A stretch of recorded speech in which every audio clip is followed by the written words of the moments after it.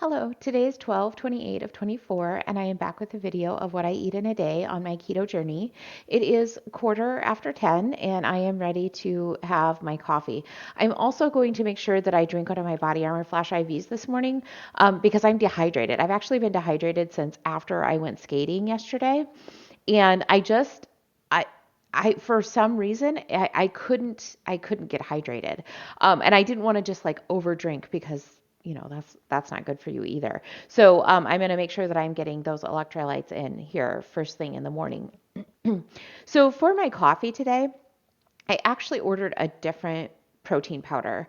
I've been watching a lot of like videos about health and nutrition and things like that, and it was mentioned by someone, I don't know who, that the like whey protein is great, right?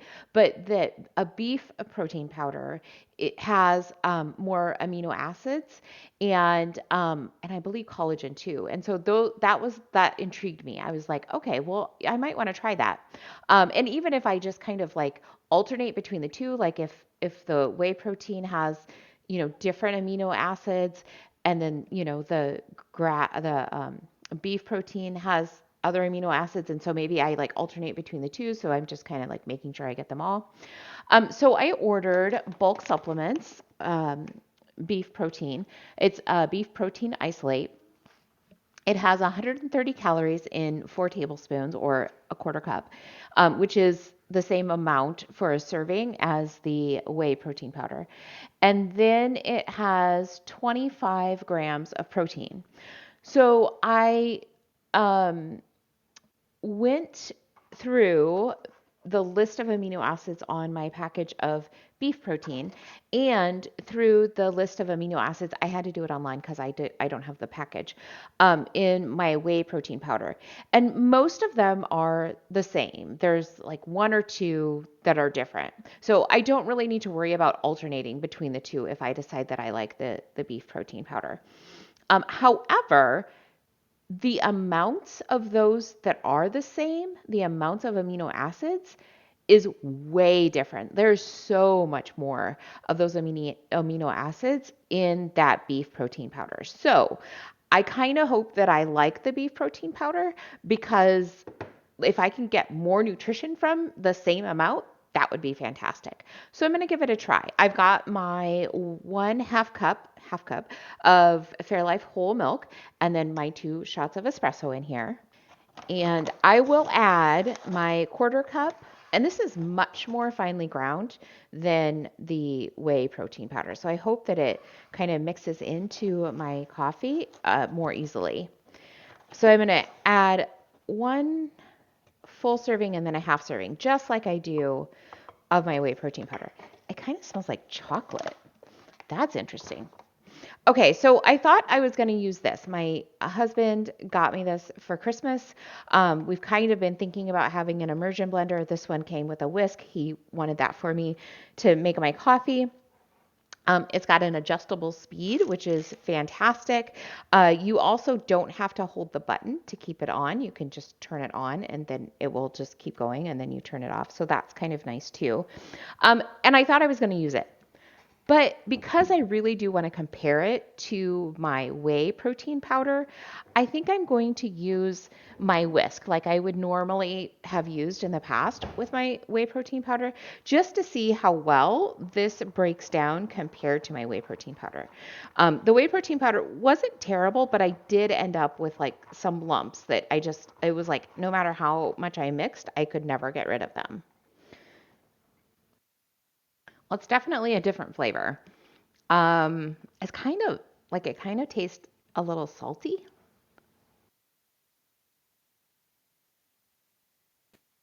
I'm really not sure whether I like it or not. I feel like I want more like cream in it.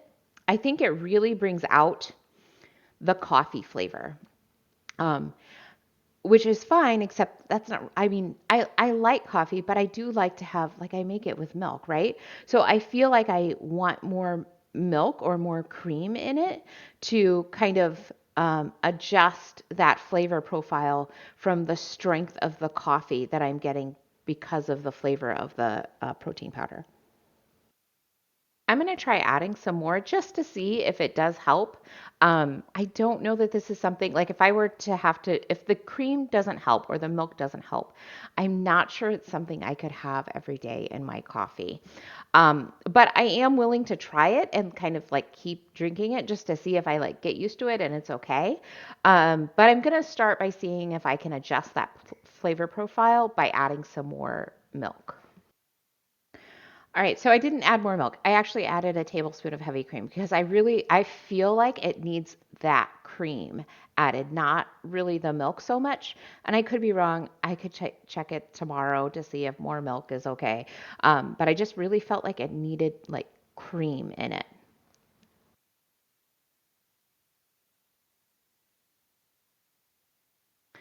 That's definitely better. The strong flavor is still there. I think what I'll do is I will just drink this for maybe a week and then see if I kind of like get acclimated to it and it's okay. Right now, I feel like it's not something that I could drink like every day. But I'm going to check to see if there are some other ways that I can use the protein powder to like get some more of those amino acids in my diet, right? And so then maybe I don't have to drink it in my coffee every day. I can still have the whey protein powder and then, use the beef in other things to enhance flavor and add those amino acids in. I have just finished my coffee. So I had a hard time drinking it. So I ended up adding another quarter cup of my Fairlife whole milk and a half serving of my whey protein powder. So I think tomorrow what I'll do is I will use one serving of my whey protein powder and a half serving of my beef powder and just see if that makes it better. Now, it was a little bit better after I added those things, but I was still like, I don't know. So I let it sit and then I drank it. And then it was better. But I do tend to like my coffee not really hot. So I don't know if it's just that I liked that my coffee was cooler, not cold, but cooler, or if it really just, because temperature does affect flavor. So I don't know if it was just that I do like it cooler, so that's why I liked it better, or if it's that like the flavor was better because it was cooler. So I'll just have to do some experimenting with that and see what happens. So I'm ready to make our lunch. I am going to be making a noodleless lasagna. All right, so I have a 9 by 13 dish here that I've laid out some of my marinara sauce in. I'll get it spread out. I just kind of use it as a base to help prevent sticking of the meatballs. And it's just Prego 3 cheese marinara sauce. I know there are other sauces that are like better for you and things, but I just can't stomach spending like $8 on a jar of marinara sauce. Okay, so the first thing I need to do is actually a step that's I have to do it and then I need to wait 10 minutes. So I need a quarter cup plus 2 tablespoons of crushed pork rinds. So I have my pork rinds here. I've got my quarter cup. I'm going to get that in my bowl and then my 2 tablespoons, which I have a 2 tablespoon measuring spoon, so that's what I'm using. Okay. And then I need 2 tablespoons of heavy cream. And I just need to mix these together and then wait 10 minutes.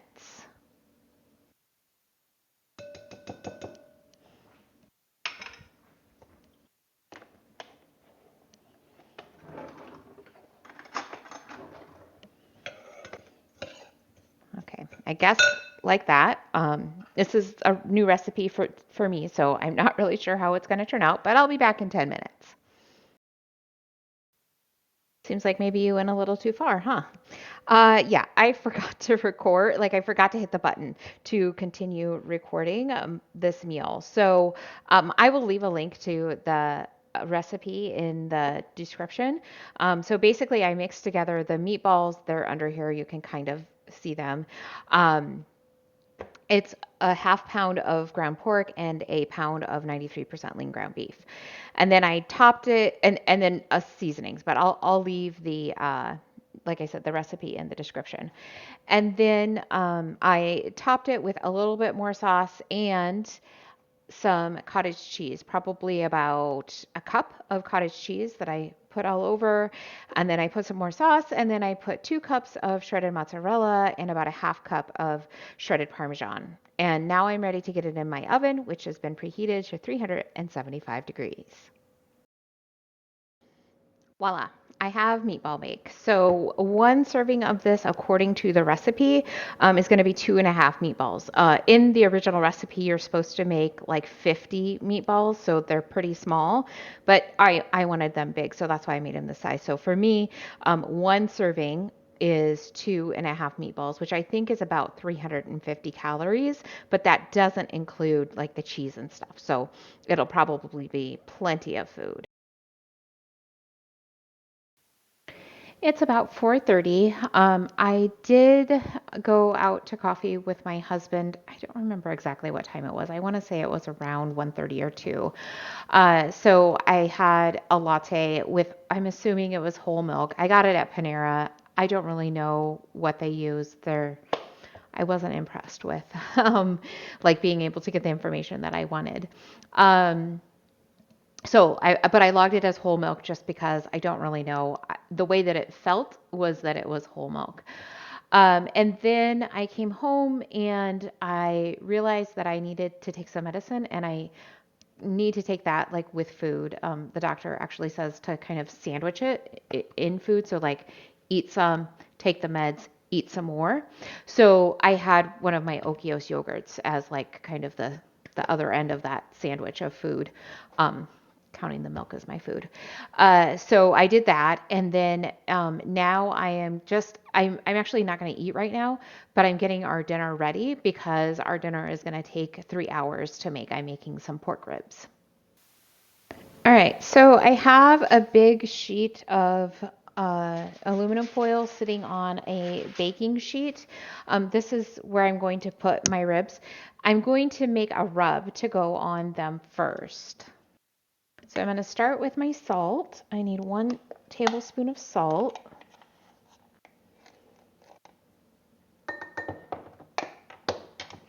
I need a teaspoon of ground black pepper.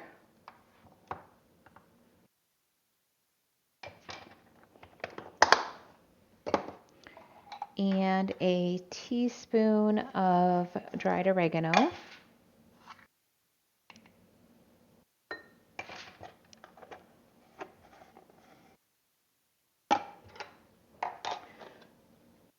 I need half a teaspoon of cayenne pepper.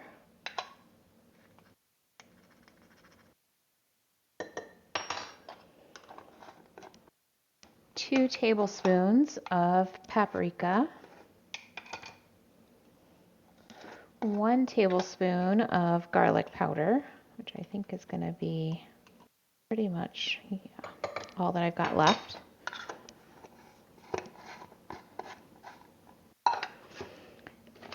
And then 1 tablespoon of, the original recipe calls for brown sugar. I'm using some Wholesome Yum allulose monk fruit blend.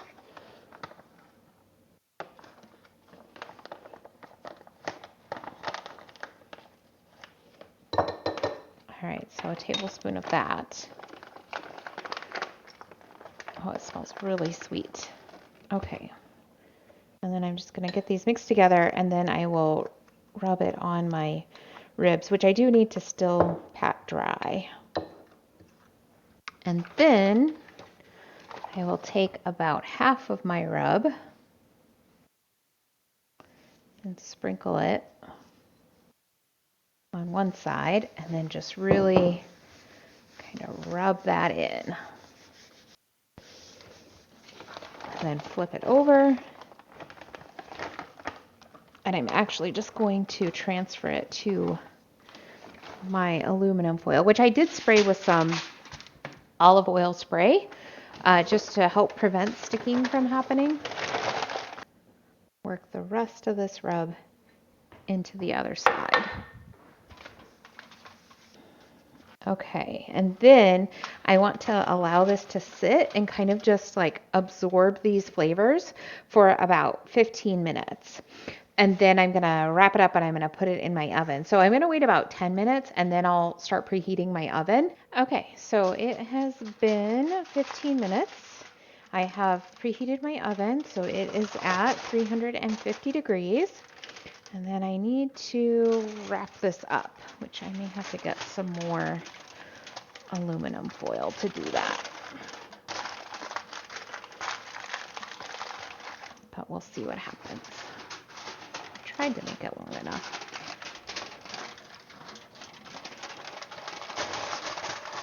I'm going to get this into my middle rack. I'm going to cook it for 2 hours. Then I will put some sugar-free barbecue sauce on it and I will cook it for another 20 to 25 minutes. And while I am waiting for that to cook for the last 20 to 25 minutes, I am going to get the side dish ready, which is a corn dish, which I know, gasp, corn, but I'm excited to try it. It's made with baby corn, which isn't going to have as many carbs. So I'll get this in and then I'll be back in a couple of hours. So I have a mixing bowl here. I have 8 ounces of cream cheese that I have let softened.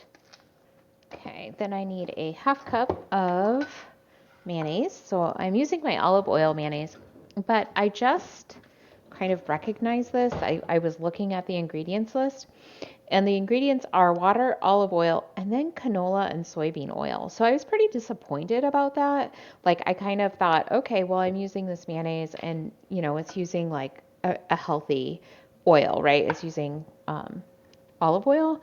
But then I find out that, it's like the next 2 ingredients are not olive oil. They are, a plant-based oil, which I mean, I guess olives is also a plant, but you know what I'm saying.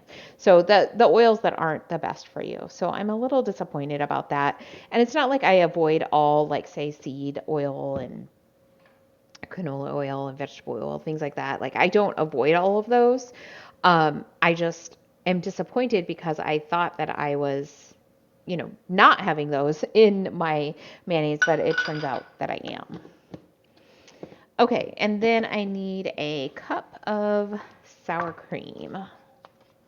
Okay, and then I'm just going to get these all blended together. So this is a spicy corn dip, but I am going to cut down on the spice. It's not something I've made before, but I am going to cut down on the spice because my husband is sensitive to spice. So I'm going to add a little, but not as much as my original recipe calls for. And I'll leave the recipe in the description.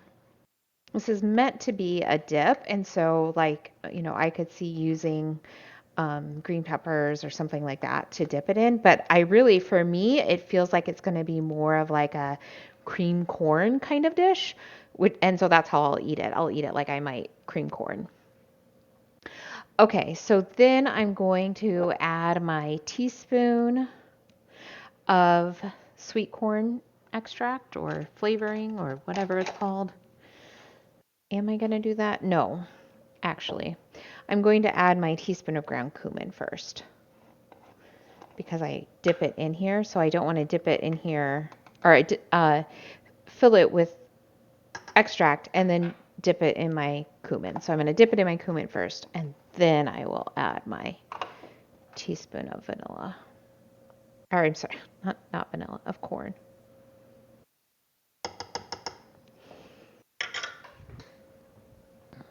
Okay, and then my recipe calls for a teaspoon of chili powder, but again, I'm going to reduce that. So I'm only going to put in half a teaspoon of chili powder.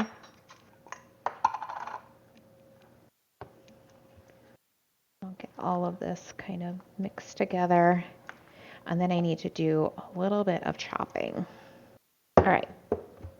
So I'm going to start with my green onion. I just need 1 green onion.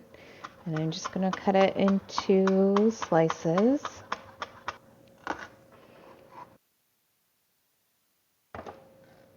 And just add that directly to my bowl. And then I need 1 red bell pepper.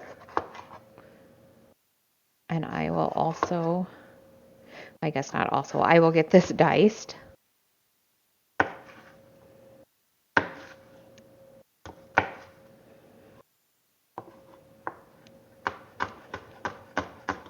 Okay, and then the next thing I need to chop is my corn. So this is baby corn. It has 5 carbs and 2 fiber, so 3 net carbs in half a can. So this is going to be a part of this, which equals 8 servings, at least according to the recipe. Sometimes I eat more, sometimes I eat less of, what a recipe will call for. But according to the recipe, it is 8 servings. So that means that, if we have a total of 3 net carbs, um, in, no, sorry, 6 net carbs in the whole can, well, that's 6 net carbs divided by 8 for a serving of this dip. So I'm really not worried about the carb count. So I'm just going to get these all kind of chopped up, not really small, but smaller than they are. And again, just get those added into my bowl. Okay, and for my last ingredient, I need some jalapeno. So the recipe calls for 1 whole jalapeno. I am using a pickled jalapeno just because it's super convenient and fast. So I would normally add 1 tablespoon of that to the dish. However, like I said, I'm making it so that both my husband and I can eat it. So I am only going to add half, or I have added half of a tablespoon. So it's not too spicy for him. And then I'll try to get this mixed together without making a huge mess. I used a little too small of a bowl. And then I'm going to cook this in my air fryer because my ribs need to cook at 375 and my, no, 350, and my corn mixture here needs to cook at 375. So, I could probably just leave it in and it'll be, it'll end up the same, just maybe cook it longer, whatever. But I just find it easier. I'm just going to cook it in my air fryer. So I have my baking dish here that I am going to place. I've sprayed it with some olive oil spray, and then I will just cook it in my air fryer instead of in my oven. Okay, and then I am going to get this in. It's a little early. I just have a couple more minutes left on my ribs, so I'm just going to go ahead and get this in there. Ooh, those look delicious. Ouch. There we go. I tucked it a little too tight. All right. So then I'm just going to pour over. This is G. Hughes sugar-free honey barbecue sauce. Give it a shake. I'm just gonna pour this over top, which it does not come out of the bottle very well. It's a really poorly designed bottle because it has such a thin neck. And so then if now it's not too bad because there's only about half a bottle left, but when it's fuller, it just, there's no room for the air to come in because that neck is so small. And I was going to try and find my basting brush, but I don't want to take the time to do that. So I'm just going to use the back of a spoon to kind of just brush this sauce kind of all over. And then of course we can always add more, when we eat it. And the recipe says to remove it from the foil, but I mean, the foil's kind of protecting my pan from getting dirty. So I don't really want to do that. So I'm going to, and it on the bottom is not a big deal. It's kind of that we don't want it kind of encasing the meat anymore. So I'm just going to tear off those ends and then get it back in for another 20, 25 minutes. My ribs are done. They smell so good. I think my dip is done. It actually got pretty browned right away, like within 8 minutes. So then I turned the heat down to like 200 just to like help, like maybe just warm it through because it really doesn't need to cook. So I think that it's going to be okay. I'm going to let these rest for just a minute and then we'll give them a try. Okay, so I'm gonna start with my corn dip. I'm a little concerned. It's didn't like it didn't quite turn out the way that I had in my head that it would turn out, like a cream corn. So I'm not really sure about this. Yeah, it definitely has corn flavor to it, and then like I can taste like the other vegetables in it. They probably needed to be softened or something, or like it didn't quite cook the way it was intended to cook, I think. But the flavor is pretty good.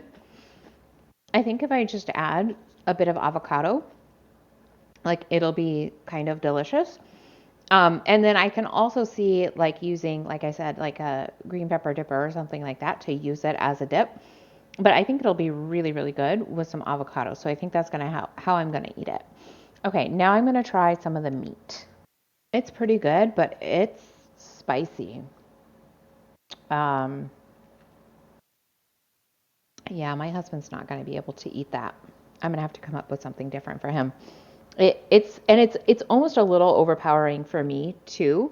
Like I would definitely want to cut down on the spice on this also.